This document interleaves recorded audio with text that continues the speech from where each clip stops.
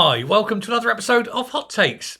And it's been all over the press and the news and the media about how Keir Starmer has been hobnobbing it with the Chinese leader Xi Jinping, presumably trying to get tips on how to run a totalitarian Marxist state successfully.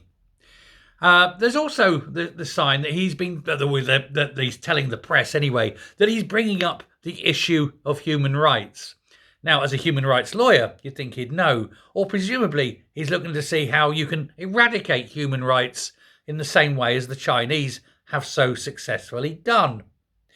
I bet my bottom dollar that they won't be mentioning the Uyghur Muslims, even though Lammy and Starmer, both while in opposition, kept slating the Chinese for this terrible concentration camps and forced labour and slavery that was going on in these camps. You bet that they won't be saying anything about them, of course. And of course, the worst thing of all this is that with China taking over vast tracts of Africa, going in here, taking up that, buying out something else, Starmer's at home, sitting there, crying and greeting and going, oh, look at Britain, isn't it terrible? Look at Britain and its colonial past, while sucking the cock of Xi Jinping as he is colonising Africa now. Where's his anti-colonialism colours? Are they tied firmly to the mast, or are they put away deep in his pocket, ready to mop off his face once Xi Jinping has done what he's needed to do with Starmer? It is absolutely sickening to see Starmer kowtowing, literally kowtowing, to the Emperor of China, a man who's just been voted in as leader for life.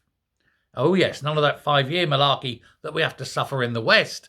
He gets the job until he carks it. Or is deposed. But that'll be one and the same thing, I suspect. So he wants to build this strong relationship.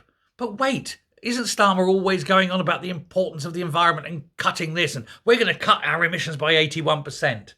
Meanwhile, China is the world's biggest polluter and is not attempting to cut its pollution by anything at all. Indeed, it's still pressing ahead with building more and more coal-fired power stations.